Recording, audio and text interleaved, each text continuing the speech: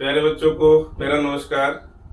बच्चों, आज मैं वीडियो लेके आया हूं आपके लिए क्रॉप प्रोडक्शन एंड मैनेजमेंट, इसका पार्ट 2। इसमें हम लोग इस चैप्टर को खत्म कर देंगे, है ना। थोड़ा इम्पोर्टेंट चैप्टर था, काफी सारे पेजेस बड़ा था, तो इसलिए थोड़ा सा वीडियो बड़ा है।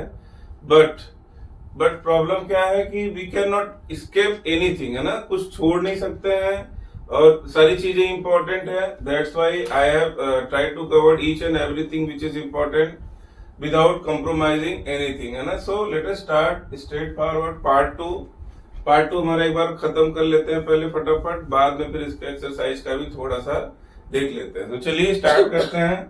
हमारा फर्स्ट पार्ट तक हमने क्या कर लिया था, अप टू इरिगेशन, है ना। अब इरिगेशन हमको स्टार्ट करना था।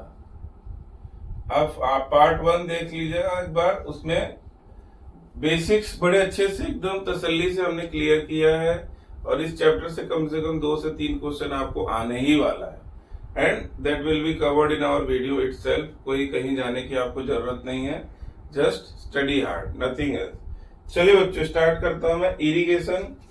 इरिगेशन क्या है? The supply of water to crop at regular interval is called irrigation. ये है पेज नंबर 7 पे, पेज नंबर 7 पे है।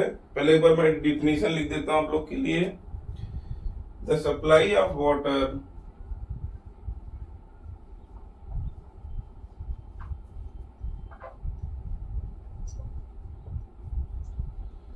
to crops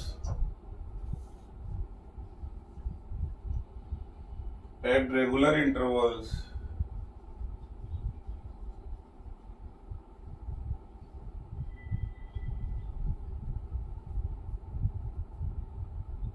is called irrigation.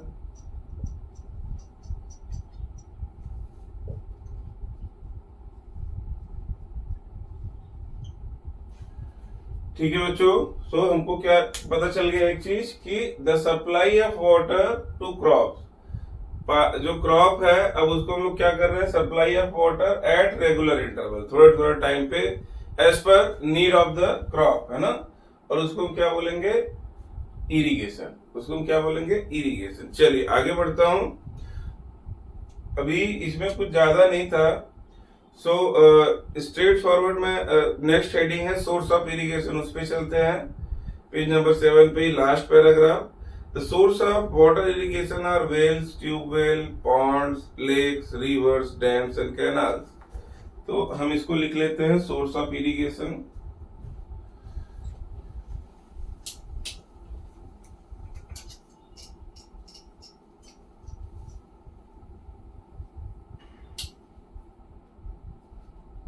Source of irrigation,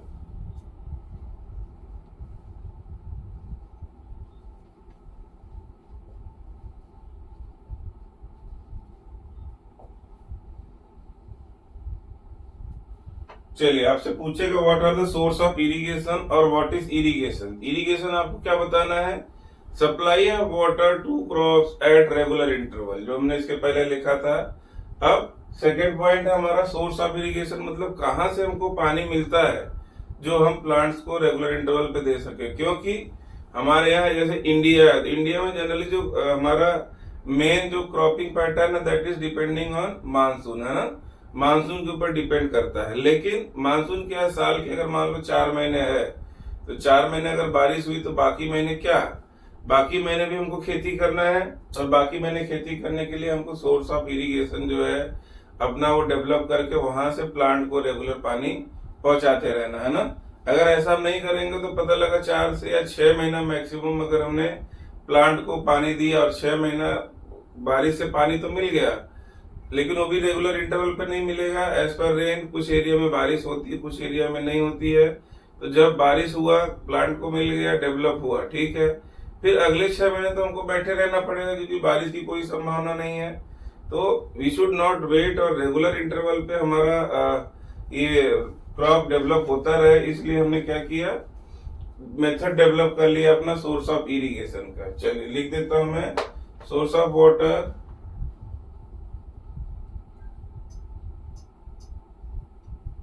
number 1, source of water for irrigation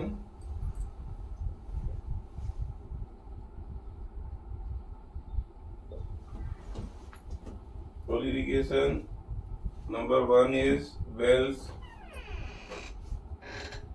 number 2 है tubewell, यही लिख देता हूँ नंबर नहीं, वेल्स, ट्यूबवेल्स, फिर है पॉन्ड्स, लेक्स,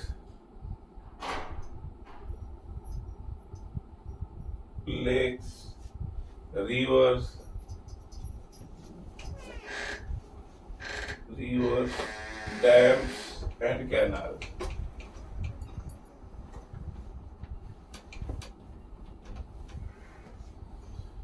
सोचो these are the source of irrigation के लिए हमको जो पानी चाहिए यहाँ से हमको मिल जाता है। इंसान ने सब कुछ डेवलप किया है, कुएं बना लिए, ट्यूबवेल बना लिए, तालाब बना लिए, लेक कैन बी नेचुरल और मैन मेड, फिर रिवर है, डैम है, कैनाल है, ठीक है। इससे हमको पानी मिलता रहता है ना। चलो आगे देखते हैं क्या है। Traditional method of irrigation. अब देखो क्वेश्चन क्या बनेगा, आपको पूछेगा what is traditional method of irrigation. तो जो भी 2-3 ट्रेडिशनल मेथड ऑफ इरिगेशन है एक साथ आपको याद कर लेना है वो, और उसको प्रोड्यूस कर देना है बच्चों, है ना। सो इस चैप्टर जनरली वैसे तो क्या है, एक दो बार आप पढ़ भी लोगे ना अच्छे से। ट्रेडिशनल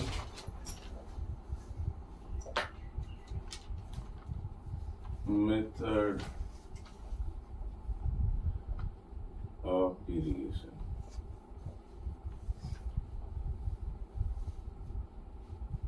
चलिए देखते हैं।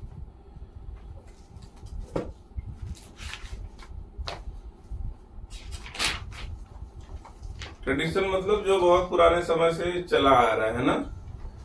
अब क्या है, the water available in wells, lakes and canals is lifted up by the method in different region by taking it to the field।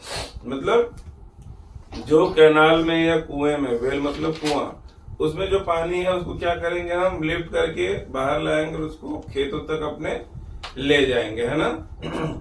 तो ये क्या है, हमारा ट्रेडिशनल मेथड है। कैटल और human labour is used in this method. Cattle generally क्या करते हैं लोग, बैल का यूज करते हैं, और आदमी खुद मेहनत करके लोग क्या करते हैं, पुल करते हैं पानी, है ना, वेल से।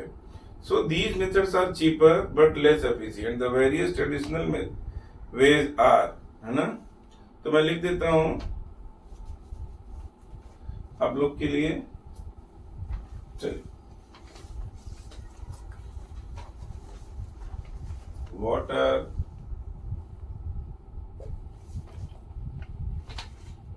available in wells, lakes and canals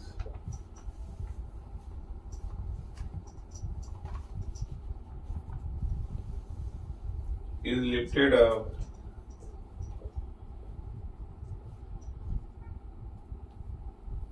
by different methods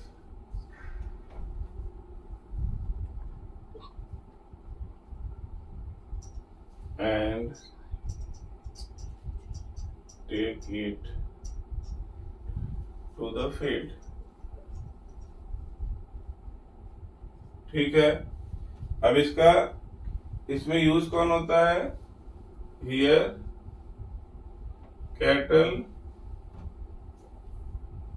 और ह्यूमन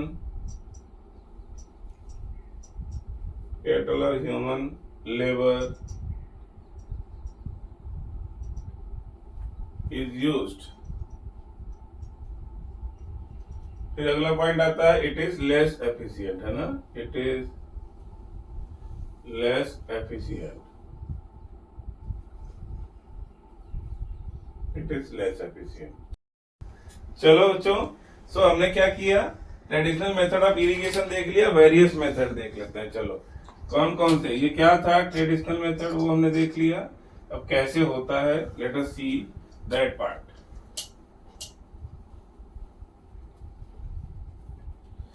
क्या है, various traditional ways are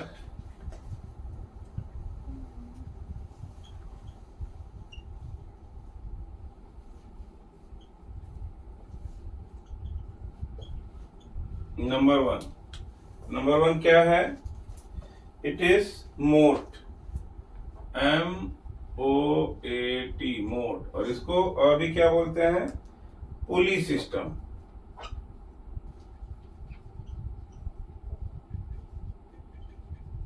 pulley system क्या है? मोट क्या होता है?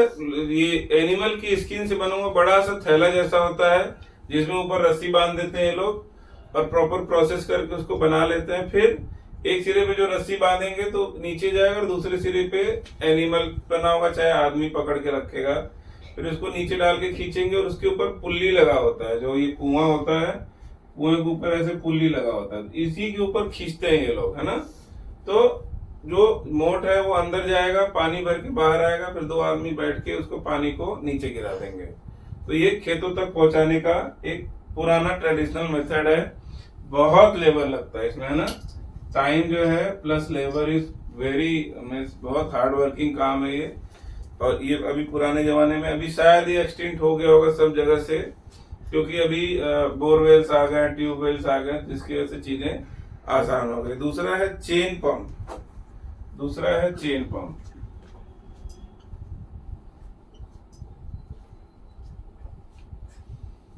चेन पंप भी ऐसे ही है, चेन से खींच के पानी बाहर निकालेंगे। डिटेल नहीं दिया है तो हम लोग बहुत ज्यादा डिटेल डीप में इसमें नहीं जाएंगे। अगला है ढेकली। थर्ड वन इज ढेकली, यही है स्पेलिंग, यस, ढेकली। और चौथा है राहत, liver system.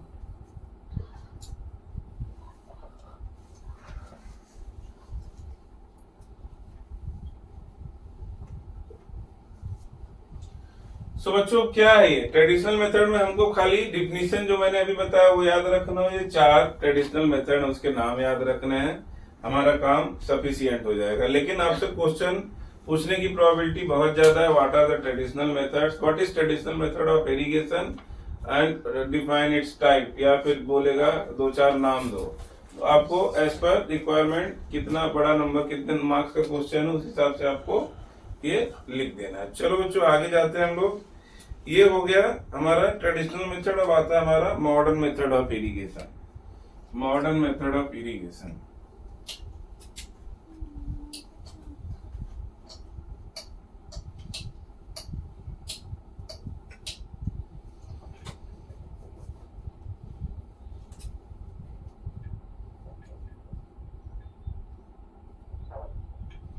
Modern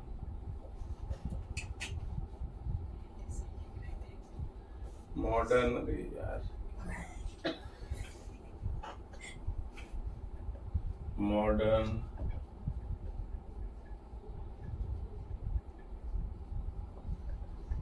method of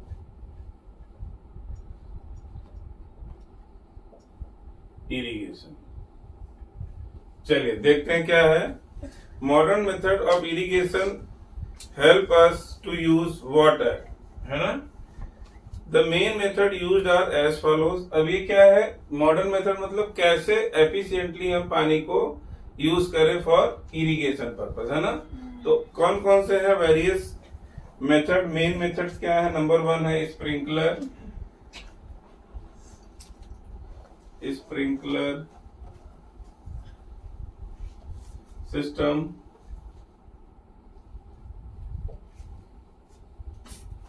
क्या है? चलो मैं पढ़ता हूं। This systems are is more useful on uneven land when sufficient water is not available. Most useful on uneven land where sufficient water is not available। ठीक है, जहाँ पे सफिशिएंट पानी अवेलेबल नहीं है और दूसरा लैंड भी अनइवन है। ऐसा नहीं कि उसको क्यारियां बना के पानी खोल दिया और पूरा अच्छे से वो पानी सब जगह फैल जाएगा, क्योंकि अनइवन लैंड है। तो स्प्रिंकलर सिस्टम वहां पे बड़ा ज्यादा ही एफिशिएंट है ना। क्या है? The perpendicular pipe having rotating nozzle on top. Perpendicular pipe ऐसे लगे रहते हैं और उसके ऊपर ऐसे, परपेंडिकुलर पाइप बोले तो ये जैसे बेस पाइप जाएगा सब जगह, तो सब जगह ऐसे ऐसे खड़े रहेंगे पाइप और इसके ऊपर नोजल सा लगा रहेगा, ऐसे ऐसे नोजल सा लगा रहता है, जस्ट इमेजिन। फिर क्या होगा, ये पानी के प्रेशर से घूमता रहता है चारों तरफ, एक सिस्टमेटिक एरिया उसका होगा जिसको कवर करेगा। आप लोग कभी जाएंगे लॉन जो अच्छे से मेंटेन होता है, जहाँ प्रॉपरली मैनेज किया जाता है, तो वहां आपको इजीली ये देखने को मिल जाएगा। और बहुत सारी कंट्री के पार्ट में जहाँ पे प्रॉपर तरीके से अगर किसान एफ्लुएंट है तो आप देखेंगे कि ये सब बहुत ही मतलब कॉमन मेथड आज के टाइम में हो गया है ना, क्योंकि इसमें पानी खर्च भी बहुत कम होता है और प्लांट को प्रॉपर तरीके से मिल भी जाता है ना। चलिए आगे बढ़ते हैं। ड्रिप सिस्टम, अब इसमें नोजल लगा होता है और ये नोजल, ये वाला पाइप जो है ना मेन पाइप से अटैच होता है, तो जिसमें क्या होता है पानी डाल देंगे और प्रेशर से सबके पास प्रेशर होगा और धीरे धीरे धीरे करके पानी चारों तरफ निकलता रहेगा ना। सो this is sprinkler system. Next one is drip system. चलिए ड्रिप सिस्टम पे चलते हैं। बच्चों इसमें शॉर्ट नोट ही आएगा, आप लोग से ज्यादा 2 नंबर से ज्यादा नहीं पूछेगा है ना। या तो पूछेगा what is modern method of irrigation, तो एक साथ आपको स्प्रिंकलर भी लिखना पड़ेगा, ड्रिप सिस्टम और जो भी दिया है वो लिखना पड़ेगा ना। So let us see what is drip system. What is drip system? In this system, water falls drop by drop directly near the root. अब ये क्या है, पाइप पूरी खेत में बिछा देते हैं, प्रॉपर प्लांटेशन के लिए होता है।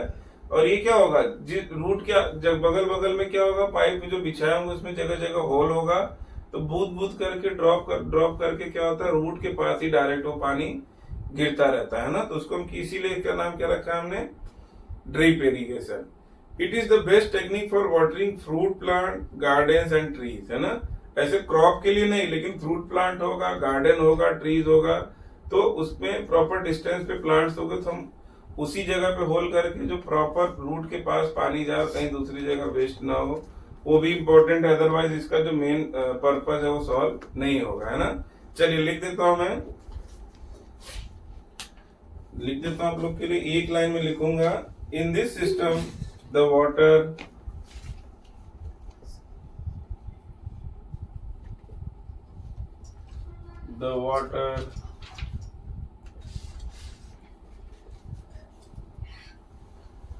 falls drop by drop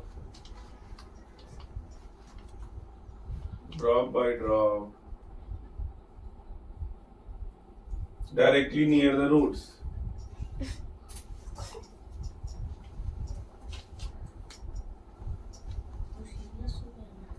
ठीक है, डायरेक्टली नियर द रूट्स के पास ही गिरता है। That's why it is called drip system, है ना। So it is called drip system. So it is called drip system. चलो बच्चों आगे देखते हैं। इट इज बेस्ट टेक्निक, यहां हम लोग लिखेंगे it is useful for watering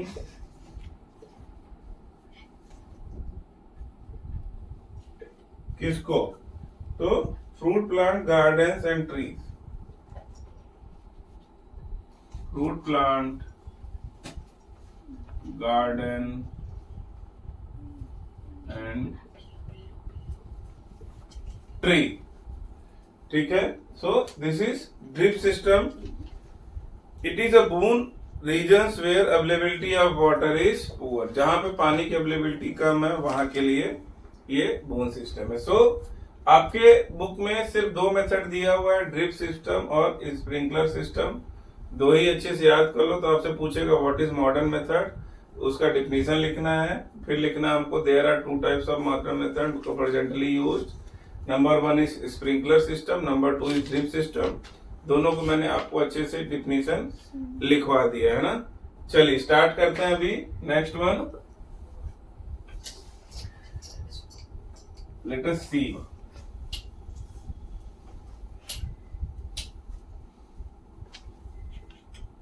चलिए बच्चों देखते हैं क्या है। अगला है प्रोटेक्शन फ्रॉम वीड। ये भी इंपॉर्टेंट है, ये भी पोटेंशियल क्वेश्चन का टॉपिक है, तो ये मैं आपको कवर करता हूँ। Protection from weed. 2,4-D butachlor dichlorophenoxyacetic acid.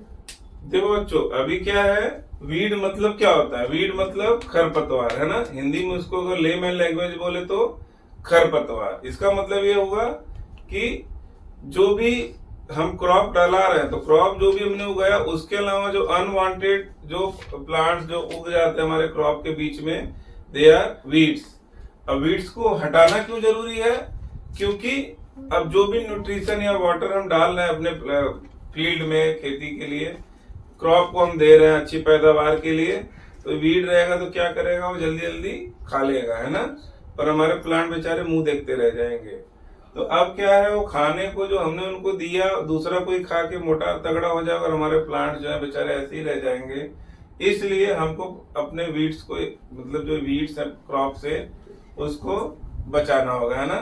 तो फिर अब इसमें बहुत सारे मेथड डेवलप हो गए, जिसकी वजह से बड़े से क्रॉप में वीड को आइडेंटिफाई करना, वीड को निकालना, it is a very hard working job.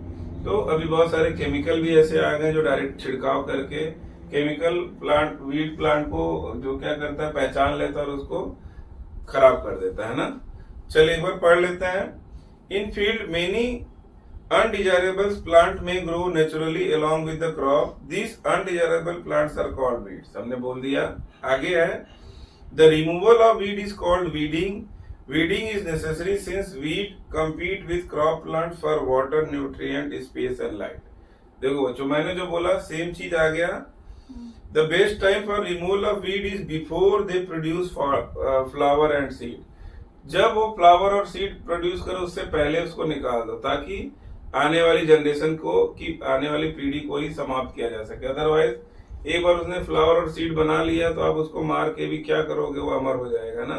दूसरे उसके बहुत सारी पीढ़ियां फिर वो उसके लिए प्रोविजन करके चला जाएगा ना। सर व्हाट इज खुरपी? खुरपी इज इंस्ट्रूमेंट बेटा, it is a instrument used for removing grass, है ना। छोटा सा इंस्ट्रूमेंट होता है पीछे लकड़ी का, उसमें हैंडल लगा होता है। ट्रोल कहते हैं, ट्रोल। तो उसमें क्या करेंगे, उसको खोद खोद के जो वीड्स है उसको निकालने के लिए वो यूज होता है। It is a instrument. अब आप गांव जाना तो बड़े बुजुर्गों से पूछना खुरपी दिखाओ, तो आपको पक्का दिखाएंगे। उनके पास मार भी देंगे दो खुरपी लगाएंगे इसी से, है ना। चलो क्यों लगाएंगे, बोलेंगे अंग्रेज का बच्चा आ गया, है ना। चलो the best time for removal of weeds मैंने बता दिया, before flowering and seeding. The manual removal includes physical removal of weeds by uprooting or cutting them close to the ground from time to time. This is done with the help of खुरपी। खुरपी से होता है, और भी instruments हो सकते हैं, है ना। चलिए, a seed drill is also used to uproot the weeds. Weeds are also controlled by using certain chemical called weedicides like 2,4-D। एक ही दिया है तो हम लोग एक ही पढ़ेंगे, क्योंकि कुछ दिया नहीं, बस एक ही दिया है इसके अंदर। एक्सपेंशन है, कुछ भी नहीं। चलिए मैं लिख देता हूँ पहले व्हाट इज वीड। तो इन field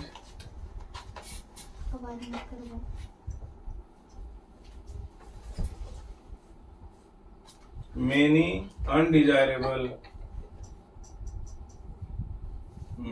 undesirable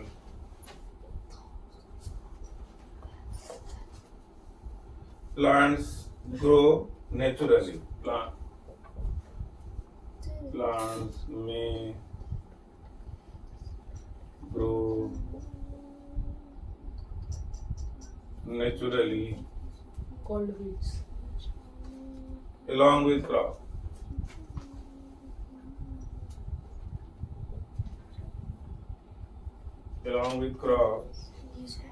These undesirable plants are called weeds, है ना। These undesirable plants are called weeds, है ना। इसको हम क्या बोलते हैं? वीड्स, यानी खरपतवार। आगे देखते हैं, the removal of weed is called weeding. The removal of weed is called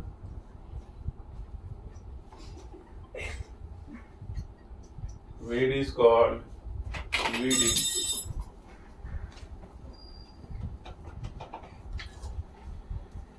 चलिए, वीडिंग क्यों नेसेसरी है? Why weeding is necessary? Why weeding is necessary?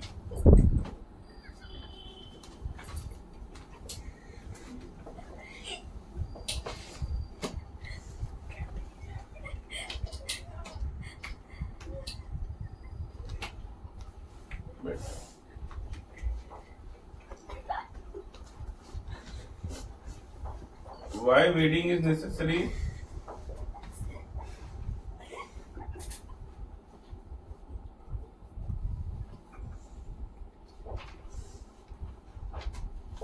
Because they use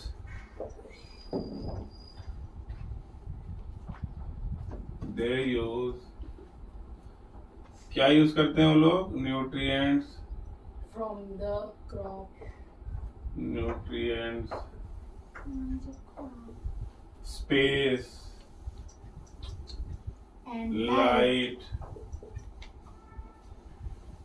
of the crop. इसमें एक स्पेस के बाद वाटर भी लिख देते हैं। ठीक है बच्चों, सो ये हमारे जो क्रॉप है जिसके लिए हमने न्यूट्रिएंट दिया है, उसका न्यूट्रिएंट ले लेंगे, स्पेस लेंगे, वाटर लेंगे और लाइट लेंगे, तो फिर ये क्या होगा? हमारे मेन क्रॉप को डिस्टर्ब करेंगे, है ना? That is why weeding is necessary. चलो आगे देखते हैं कैसे वीडिंग होगा। दो तरीका है, एक तो होगा मैनुअल रिमूविंग, और दूसरा होगा वीडीसाइड यूज करके, है ना? तो मैं बता देता हूँ फटाफट। Physical method, biological method, chemical method.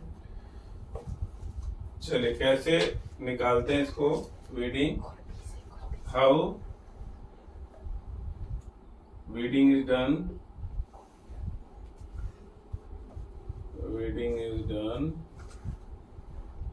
क्या लिखेंगे हम लोग? नंबर 1 बाई फिजिकली Through खुरपी।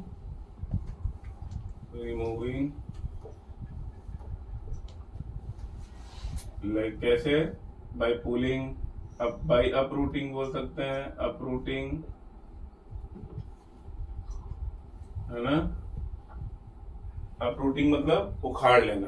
दूसरा बाय यूजिंग खुरपी, ये आपकी बुक में दिया है इसलिए मैं ये वर्ड यूज कर रहा हूं, बाय यूजिंग खुरपी। अदरवाइज खुरपी का बहुत रोल मुझे नहीं लगता, क्योंकि क्रॉप बड़े होने लगते, नीचे खुरपी मारोगे तो तुम्हारा क्रॉप भी बेचारा कट सकता है ना। चलिए आगे देखते हैं। A seed drill is also used. A seed drill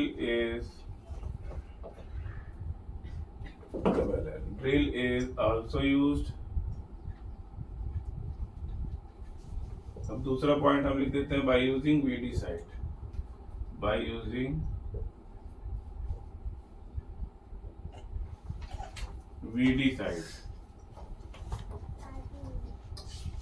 इसमें क्या एग्जाम्पल हो सकता है? नंबर 1 आपका एक ही दिया हुआ है 2,4-D, तो आपको एक ही पूछेगा 2,4-D। और भी होते हैं जैसे पोटेकुलर हो गया, और भी बहुत सारे हैं बच्चों। अभी तो अगर नाम लेने जाए तो बुक अगर अपडेट करने जाए तो कम से कम 10-15 मिल जाएंगे, है ना? सब कंपनी ने कंपटीशन में बहुत सारे जो एग्रोकेमिकल कंपनियां हैं उन्होंने निकाल दिए हैं। आपकी बुक में 2,4-D दिया है, so we will stick up to that only, है ना? आगे जानेंगे तो आप लोग को फिर क्या होगा? सिलेबस बढ़ जाएगा, वीडियो बढ़ जाएगा और आपके ऊपर लोड बढ़ जाएगा बच्चों। चलिए, the weedicides are spraying during the vegetative growth of weeds before flowering and seed formation। हमेशा याद रखना है the best time for weedicide is before flowering and seed formation। ये how weeding is done and why weeding is important, why weeding is important, हमको क्या करना है उसको याद रखना है, ठीक है, because it will be asked sure short. एक तो क्या है व्हेन वीडिंग इज डन, तो हम क्या लिख देंगे, weeding is done, weeding should be done, weeding should be done before flowering and seed formation in the weeds। ठीक है बच्चों, वीड्स के अंदर सीड फॉर्मेशन से पहले और फ्लावरिंग से पहले हमको वीडिंग कर देना है। चलिए आगे बढ़ते हैं, हमारा नेक्स्ट आ गया हार्वेस्टिंग। हार्वेस्टिंग और दूसरा उसके बाद आ जाएगा स्टोरेज। ये दो बचा है हमारे इस टॉपिक में, and it will hardly take for the 5 minute only. चलिए देखते हैं क्या है harvesting.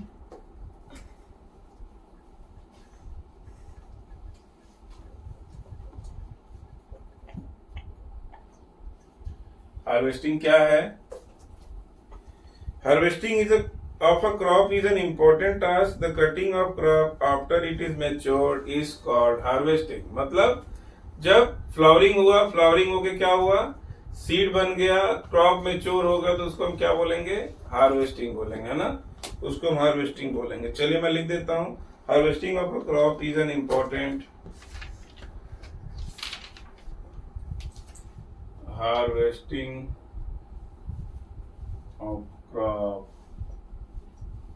is important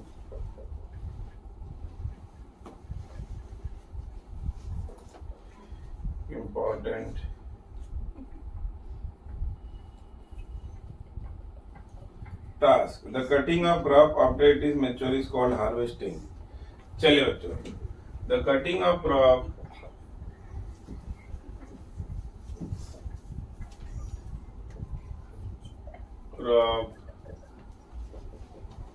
after it is mature is called harvesting। क्या हार्वेस्टिंग? जब क्रॉप मैच्योर हो गया तो उसको कट करके अपने घर में लाना है ना, पूरे साल की मेहनत है, साल की मेहनत के बाद जब क्रॉप मैच्योर हो गया तो हमारे घर पे लाना है उसको। तो काटना प्रोसेस, उसको काट के घर पे लाना जो है वो प्रोसेस जो है उसको हार्वेस्टिंग कहते हैं, कटिंग को न। चलिए उसके बाद जैसे harvested crop the grain seeds needs to be separated from chaff. This process is called threshing. अब क्या है थ्रेसिंग देख लेते हैं। Threshing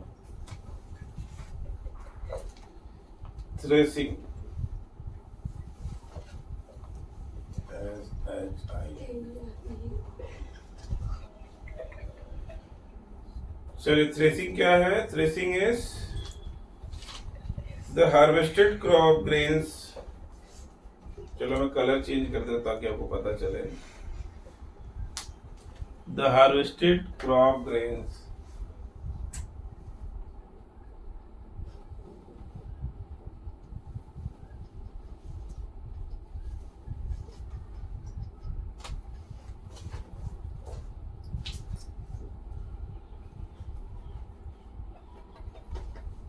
grain seeds, grain seeds needs to be separated from the chaff।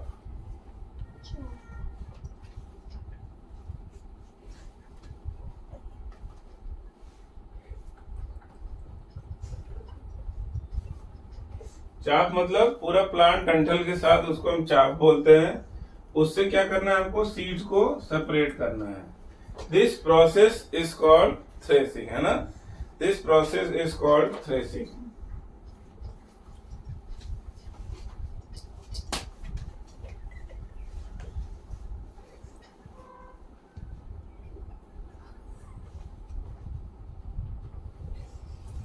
ठीक है बच्चों, this is carried out with the help of machine called combine. एक कंबाइन करके मशीन होता है, उसके थ्रू ये होता है। चलो this is done through a machine called combine. चलो स्टार्ट करें, आगे बढ़े। Which in fact harvester as well as thresher. तो ये क्या है, हार्वेस्टर और थ्रेसर दोनों होता है, जो कंबाइंड है हार्वेस्टर और थ्रेसर दोनों होता है। हार्वेस्टर होता है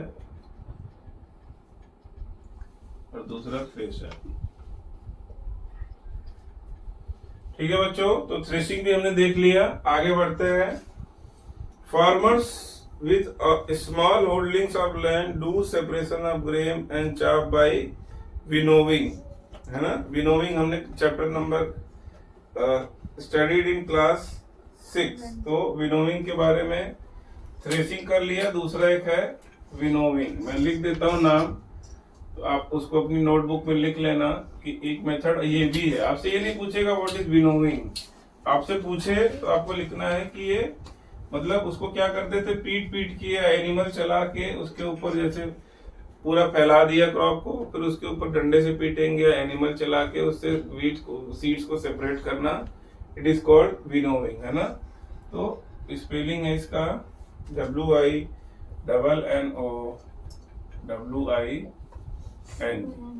ये पुराना मेथड है विनोविंग।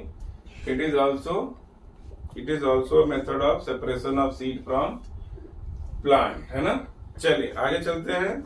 Next is storage. देखो बच्चों, एक थोड़ा सा 2-3 लाइन का मैं इंपॉर्टेंट इंफॉर्मेशन आपको दे देता हूं, because we are about to close our chapter, है ना। अब ज्यादा से ज्यादा 5 मिनट से ज्यादा नहीं लगेगा। चलिए 2-3 इंपॉर्टेंट मैटर है, मैं दे देता हूं आपको। Special festival associated with harvest season. Special festival associated with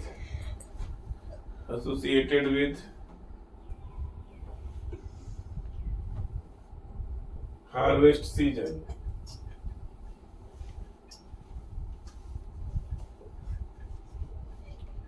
क्या है, नंबर 1 है पोंगल। आप लोग को नाम पूछ सकता है कौन कौन से हैं जो हार्वेस्ट सीजन से एसोसिएटेड है। तो पोंगल हो गया, बैसाखी, फिर बैसाखी, होली, दिवाली, बैसाखी, होली, दिवाली, फिर बिहू करके एक आता है, एक है नबान्या।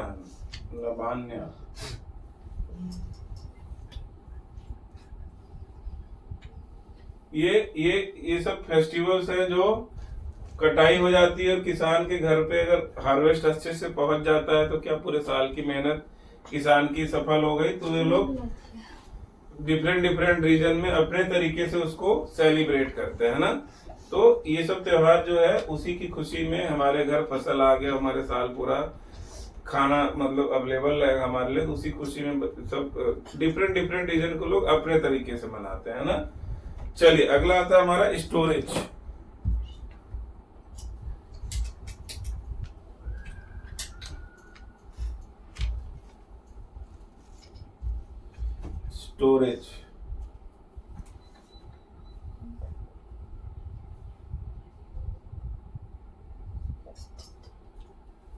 क्या है storage of produce is an important task. क्योंकि पूरे साल अगर हमने मेहनत किया, घर ले आया, उसको सही से अगर हमने स्टोर नहीं किया, then it is a waste of whole year energy, और हमारा जो खाने का सोर्स है वो भी डिस्ट्रॉय हो जाएगा। तो it is a very important task. If harvested grains are kept for longer time, they should be safe from moisture, insect, rat, micro organism, है ना। ये सबसे हमको क्या करना है, इसको सेफ रखना है। सो उसके लिए हम क्या करते हैं, before storing them the grains are properly dried in the sun to reduce moisture in them. So हम करते क्या है कि स्टोर करने से पहले उनको अच्छे से सुखा लेते हैं ताकि उसके अंदर से मॉइस्चर निकल जाए।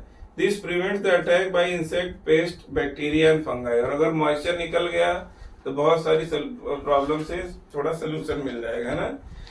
फिर नेक्स्ट पेज पे क्या है, farmers store grain in jute bag और मेटेलिक बीन्स, है ना।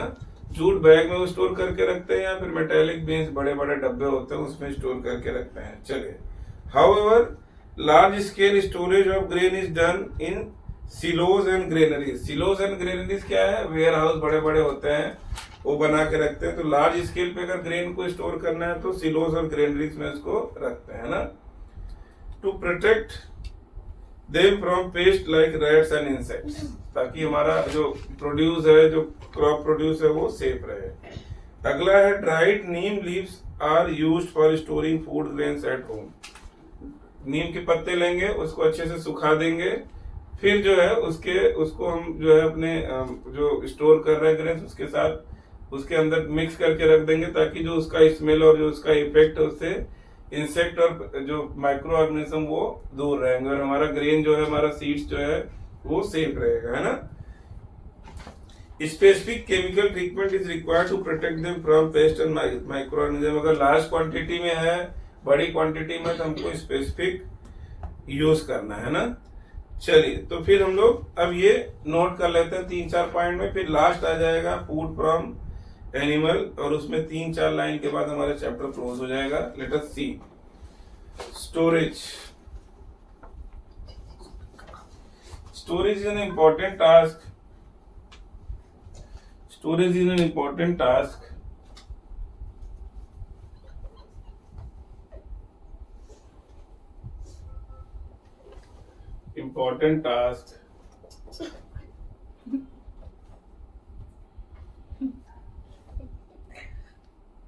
to protect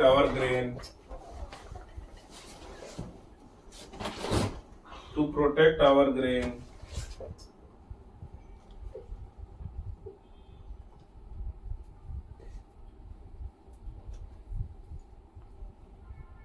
from moisture, है ना, माइक्रो ऑर्गेनिजम्स,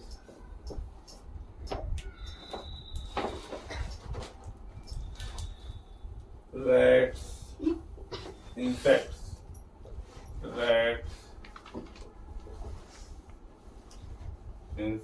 etc. है ना। तो इससे प्रोटेक्ट करने के लिए बड़ा ही इंपॉर्टेंट टास्क है ये। आगे बढ़ते हैं। Before storing seeds,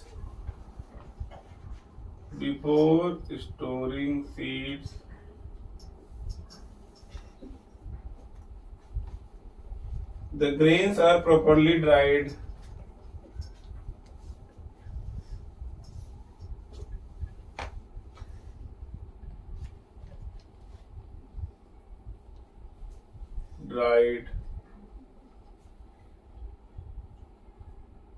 In the sun to reduce the moisture.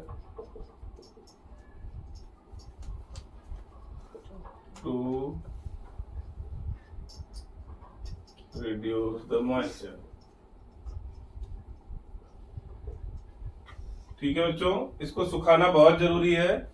अगर हम सुखाएंगे नहीं तो क्या होगा, मॉइस्चर की वजह से माइक्रो ऑर्गेनिजम्स, इंसेक्ट, ये सब डेवलप हो जाएंगे वहां पे और हमारा जो ग्रेन है वो पूरा डिस्ट्रॉय कर देंगे। This prevents the attack of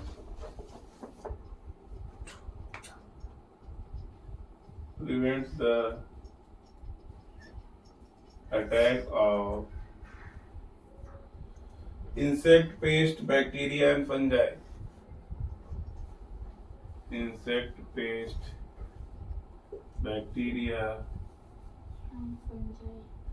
and fungi. ठीक है बच्चों, so this is why drying is important, है ना, ताकि मॉइस्चर को हम निकाल सकें। चलिए आगे बढ़ते हैं। आगे है जो हमने पढ़ा, अब हमको लिखने की जरूरत नहीं है, जितना हमने लिख लिया इट इज इम्पोर्टेंट, वो कर लिया। एक चीज आपको खाली और नोट कर लेना है कि जो फार्मर्स हैं, स्मॉल फार्मर्स हैं, वो क्या करते हैं, सूखे नीम के पत्ते, dried neem leaves they keep along with the grain so that it prevents the attack of insects, fungus और माइक्रो ऑर्गेनिजम्स, है ना, due to its property, natural property. नीम ऐसा माना जाता है वो नेचुरल विथ इंसेक्टिसाइड, है ना, नेचुरल इंसेक्टिसाइड माना जाता है वो, और उसके स्मेल से और उसकी प्रॉपर्टी से जो इंसेक्ट लोग हैं थोड़ा दूरी बना के रखते हैं ना। आजकल के तो इंसेक्ट और भी खतरनाक हो गए हैं, वो अपना ऐसा इम्यून सिस्टम डेवलप कर लेते हैं कि फिर उसको भी ओवरकम कर लेते हैं ना। तो बहुत सारी चीजें धीरे धीरे बदल रही हैं। चलिए आगे बढ़ते हैं।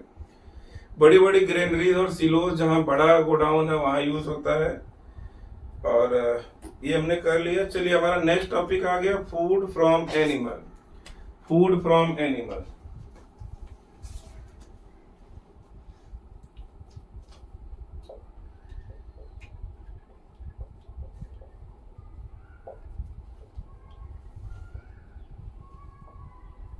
चलिए बच्चों देखते हैं क्या है। एक बार पहले पढ़ लेता हूं। आफ्टर कंप्लीटिंग टेबल है, मिल्क से क्या मतलब मिल्क किससे मिलता है, तो काऊ, बफेलो, शीप, शी, कैमल, गोट, ये सब क्या है, मिल्क देने वाले मिल्चिंग एनिमल्स है, जो किसको, हम सबको इंक्लूडिंग फार्मर सबको मिल्क देते हैं ना। और वो मिल्क हमारे इंपॉर्टेंट पार्ट ऑफ हमारा न्यूट्रिशन है आज की डेट में भी। चलिए, तो अब ये सब देते हैं तो इसके लिए क्या करना पड़ेगा, हमको एनिमल्स को पाल के खेती करना, रियरिंग ऑफ एनिमल करना पड़ेगा, और उससे फिर हमको जो अच्छी गायें हैं, जो है अच्छी नस्ल की बफेलो हैं, वो सबको किसान पालते हैं और उससे ज्यादा से ज्यादा मिल्क प्रोड्यूस लेते हैं। चलिए देखते हैं क्या है। एनिमल्स रियर्ड एट होम और इन farm to be provided with proper food, shelter and care. When this is done on large scale, this is called animal husbandry. तो हमारा हेडिंग क्या है, animal husbandry. Animal husbandry,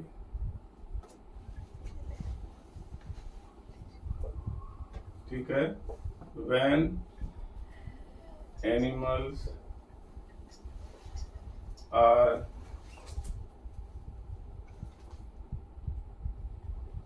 reared at home, reared at home छोड़ देते हैं, reared at large scale, reared at large scale with proper food, shelter and care, with proper food,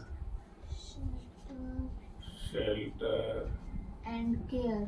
and care.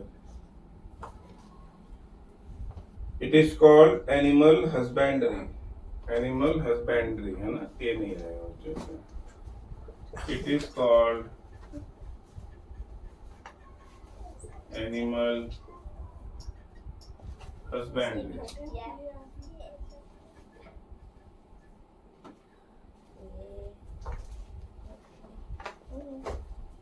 ठीक है, तो आपसे एक शॉर्ट में पूछ सकता है व्हाट इज एनिमल हस्बेंड्री। तो एनिमल्स को पालना, उनकी केयर करना, उनको शेल्टर देना, उनको फूड देना। जब ये लार्ज स्केल पे होता है तो हम क्या बोलते हैं, एनिमल हस्बेंड्री। लार्ज स्केल मतलब बड़े लेवल पर कॉमर्शियली, ताकि जो मिल्क आएगा उसको बेचेंगे, जो एनिमल प्रोड्यूस आएगा उसको बेचेंगे, और ये एक कॉमर्शियल सोर्स ऑफ अर्निंग के तौर पे यूज किया जा सकता है ना। सो ये this was the last point. उसके बाद व्हाट वी हैव लर्नड, ये इंपॉर्टेंट पॉइंट्स हैं, टोटल 8-10 पॉइंट होगा बच्चों। उसको भी अपनी कॉपी में आप नोट्स में इसके साथ में इस नोट जो हमने बनाया उसके नीचे लिख लेना आप, और उसको भी पार्ट ऑफ अपना नोट्स बना लेना। चलिए 2 मिनट में देखते हैं, जस्ट खाली 2 मिनट। क्वेश्चन नंबर 1 है, select collect word from the following list and fill up the blanks. Some kind of plant grown and cultivated on large scale at a particular place is called crop, है ना। The first step before growing crop is, क्या बोलते हैं उसको, preparation of soil, है ना। चलिए, damage seed would float on the top of the water. हमने बताया था कि कैसे सेपरेट करते हैं, तो मैंने बताया था बड़ा सा बीकर लेते हैं, उसमें सारे सीड को डाल देते हैं, तो डैमेज सीड होगा या अंदर से खोखला सीड होगा, क्या होगा, ऊपर तैरने लगेगा, हम उसको क्या करेंगे, निकाल देंगे, है ना। फिर अगला है, for growing a crop sufficient sunlight and water and nutrients are required, ठीक है। आगे है मैच आइटम, खरीफ। खरीफ में क्या आएगा, पैडी एंड मेज, और रवि में क्या आएगा, wheat gram pea, chemical fertiliser urea, super phosphate, organic manure में क्या है, क्या आएगा, animal excreta, cow dung, urine and plant waste, है ना। 2 एग्जांपल देना है खरीफ का, तो पैडी हो गया हमारा, मेज हो गया, और अगर 2 एग्जांपल रवि का देना है तो वीट ग्राम। वीट और ग्राम हो गया, है ना। फिर छोटा छोटा लिखा है बच्चों, जो हमने पढ़ लिया that is more than enough, है ना। You won't face any difficulty in answering if it is going your, अगर आपका लेक्चर है या यूनिट टेस्ट आने वाला है, then you will see the difference after watching this video and preparing for revision of for some time. चलिए मैं officially इस चैप्टर को भी क्लोज करता हूँ। So thank you so much, जय श्री कृष्ण। और एक चीज, मेरा जो अभी आज का मोटो भी चल रहा है आजकल की, बच्चों आप लोग बाहर आउटडोर खेल को भी अपने लाइफ का पार्ट बनाइए, ताकि आपका मानसिक और शारीरिक विकास हो सके। चलिए, थैंक यू सो मच, जय श्री कृष्ण।